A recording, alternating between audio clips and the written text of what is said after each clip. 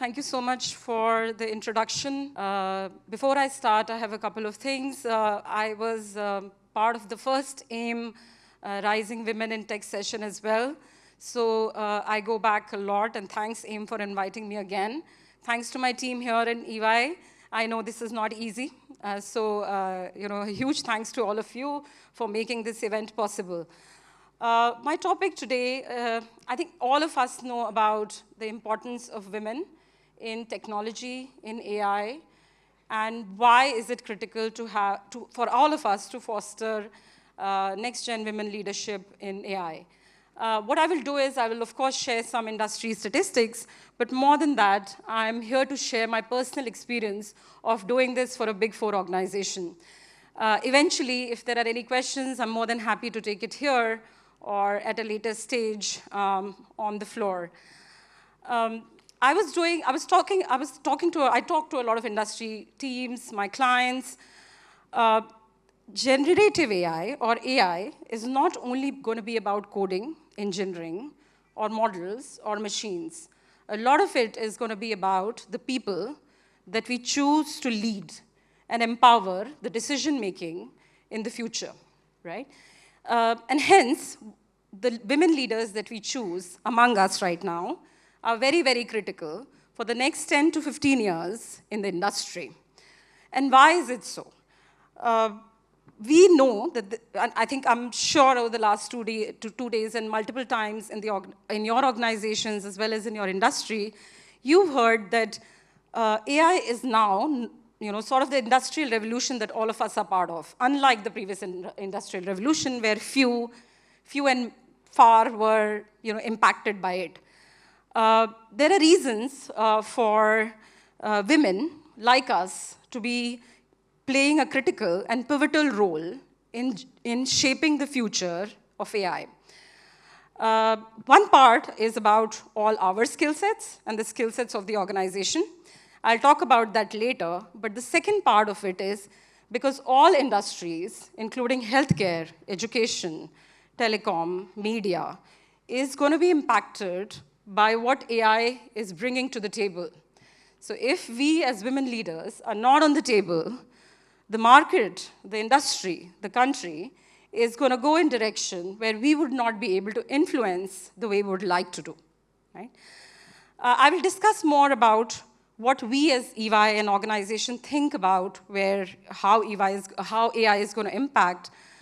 But just to give you a little bit of stat on women in AI leadership, there's a lot of research. You can read it in LinkedIn, World Economic Forums, where we've seen that post-COVID was the highest number of women in leadership.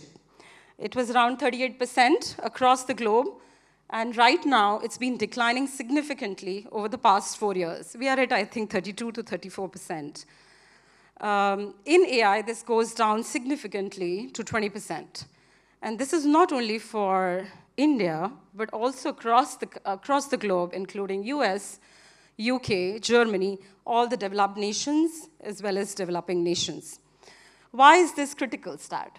Because there was a COVID, after the COVID, there was a boom in hiring. I'm sure all your organizations started looking at hiring people, but there is a slump now. And the reason for it may be economic. The reason for it may be organizations are rethinking their strategy around what and whom to bring in leadership, considering the changes. But it is critical to really change this statistic. And why do we need to do that?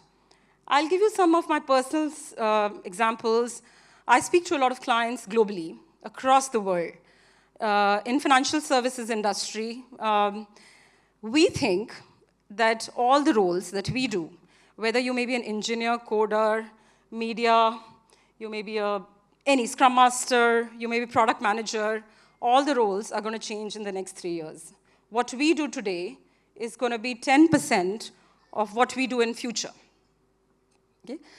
Which means that there is a significant impact that workforce will have because of this. In my company, it is made very, very explicit that we need to adapt to how we will do technology work, right?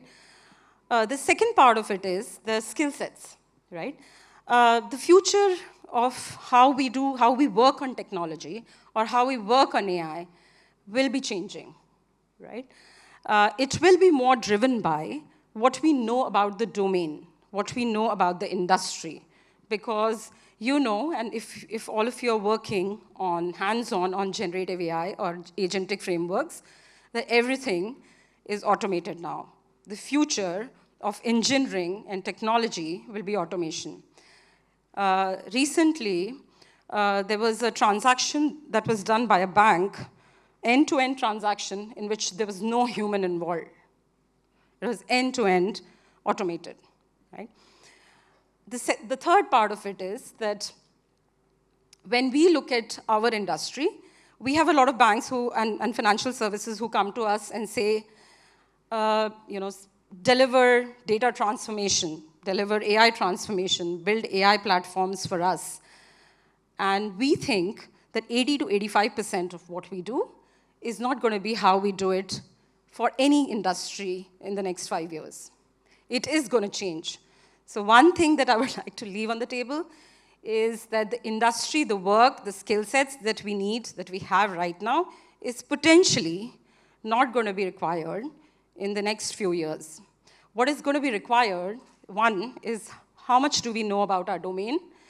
The second is how much do we know about processes rather than technology, right? And we have experiences and examples of that. Last but not the least, when organizations and the workforce changes, the leadership needs to evolve. The leadership does not need to lead or manage people. The leadership needs to drive change in the organization. I was talking to my HR team a few days back, and they said that potentially the next talent people will be technology people because I would be managing 80% agents, right? So how do we do that in the future? All of this amounts to the first thing that I said is who's going to lead us to this future? Is it going to be the same leaders that we have today, or the leaders need to evolve? People in this room need to evolve, which is quite, which is actually hygiene now, right? What do we think from, why is it that women, and the statistic around women is not very high when it comes to AI in technology? Why are we still stuck at 20, 30%? I'll share one of my personal examples with all of you. I went through my partnership in this firm, and even though I was going through the process, there was a lot of self-doubt. After 21 years of experience doing AI, doing technology, doing data, there was a lot of self-confidence. There was a lot of confidence, lack of confidence and self-doubt. And I think one of the things that we need to do is to really evaluate how do women become more confident to take up the leadership roles. This brings to the topic of skilling, right? I have been 22 years in the industry, and it is, I think, when we started data and analytics, it was not this. It was very, very different. I think they were very archaic tools that used to look at data, that used to throw reports, that used to do analytics. There was no AI, and now we are talking about generative AI, right? If anybody in the room has not looked at training or skilling or really upskilling themselves on the technologies, we should do that. In my organization, 100% of the leaders and partners need to be Copilot trained and OpenAI trained. And that's because we know that skilling brings confidence, and it brings our ability to represent the technology with respect for our clients. So it is very, very critical that all the women that we are looking at building future for are skilled. If you have not looked at or touched Copilot or OpenAI or ChatGPT in any of the work that you're driving, in any of the industry that you're from, at whatever level you are, you should. Okay? And it is not in, most organizations are making it mandatory, but it is up to us to look at the sources available and courses available to do that. This is very similar to the cycle that we had when the data science emerged. And this is much more pervasive and much more intensive than that cycle.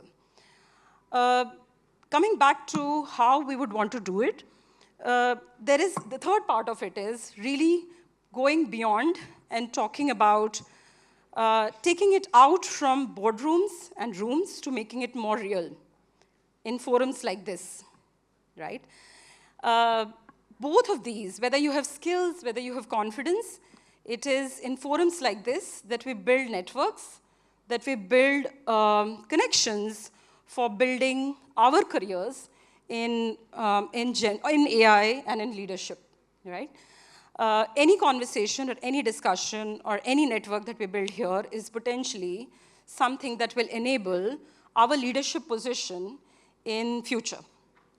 One of the other things that if you are from organizations and you hold positions of influence is to really look at influencing not only from a metrics perspective, but really looking at, or a KPI, as most of the DEI initiatives become, is reporting out female to gender ratios, reporting out 5 programs that we've done for women in AI, but really looking at building 5 or 6 connects in your organization that you will impact the career of. And mentor them to take up leadership roles, whether in your organizations or the organizations that they go to. When we look at all of this, there are a lot of good stats. You will see that, right? There's a lot of LinkedIn surveys. There are a lot of conferences which talk about how to develop, how to break the cycle of women in leadership, right? Women right now, even if 50% are joining the workforce, by the time they become CXOs, it goes down to 15, 18%. And there is a reason for that, is that the sustainability of the career, or what we call, how do I make sure that I'm persevering to go to the CXO level, is very, very critical as well, right? Closing this topic, there may be many ideas around this. There may be many thoughts around this. And there are a lot of research, there's a lot of behavioral research, there's a lot of research done around women in technology and women in leadership. There are 2 or 3 things that I will leave on the table. The first, as I said, if there is an opportunity, or if there's no opportunity as well, please get your hands on the technology, right? As in whichever industry you're part of, whatever you're doing, till you do not do that, there will always be a confidence gap, because there'll be somebody who's lesser experienced, knows about the technology, and will have more and more impact and on the organization, as well as has a future-ready skill set as well. And last but not the least is to really look at how do you make sure that you are empowering 2 or 3 people in your careers and women in your careers to take up these roles, all right? And that's a little bit of a personal experience that you can take from me. Coming to where and how we have done this, and where I think makes a lot of difference.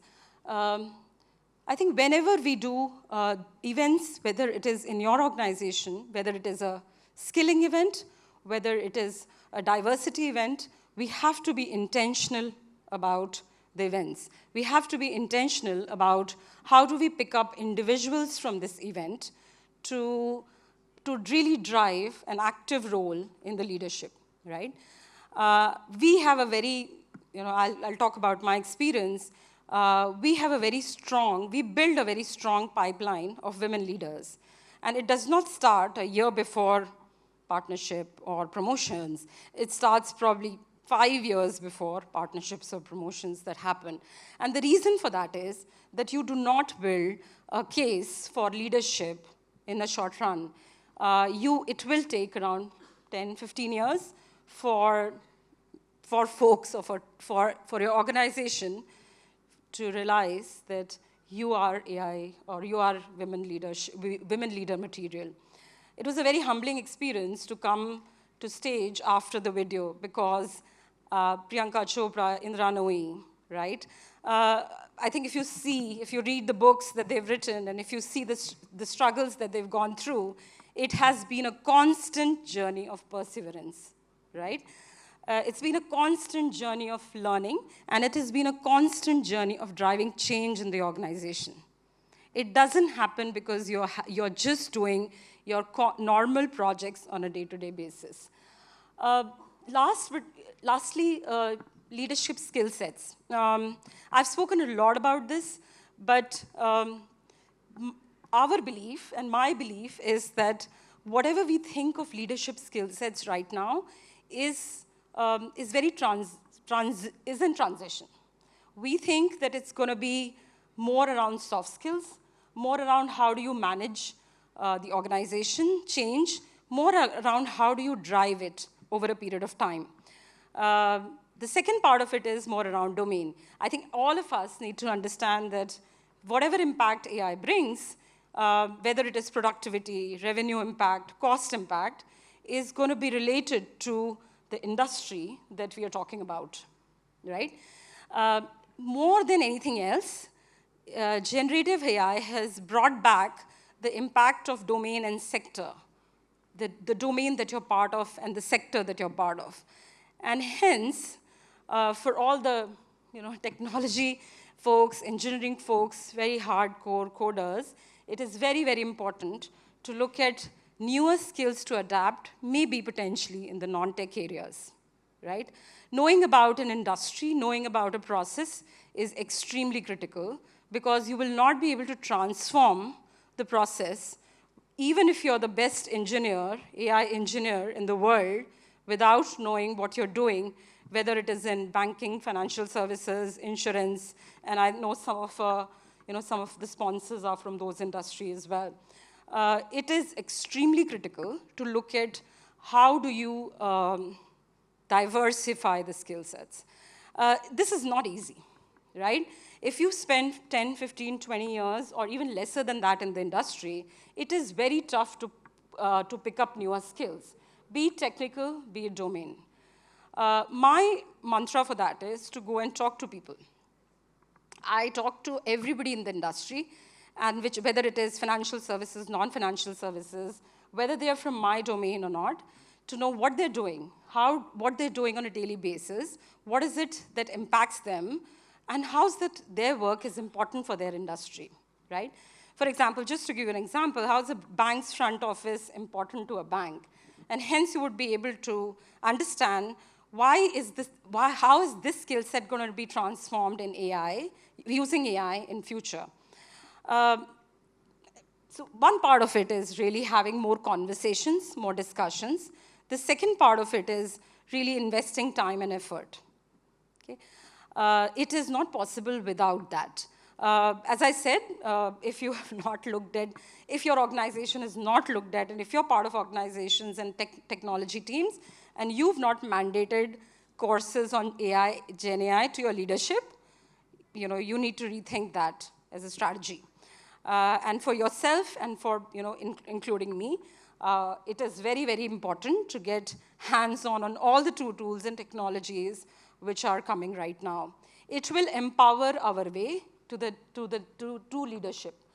There is a very, after skilling, the most important thing is the next gen of AI leaders is among us. We are either sitting here or in some forum, we are meeting them, right? The way to really, whether you're a parent, a child, a student, an ally, mentor, coach, the idea is to give voice to the next generation of AI leaders, which means that mentor, coach, develop the teams you're leading to really, in 10, 15 years, to take up the opportunity of changing the world. Yeah. we all say that there is a law which says that, the newer changes which are coming are impacting the world faster than the previous ones, right? For example, anything that happened in 1980s took 10 years, 20 years to impact the world. AI is going to change the world in 1 or 2 years, right?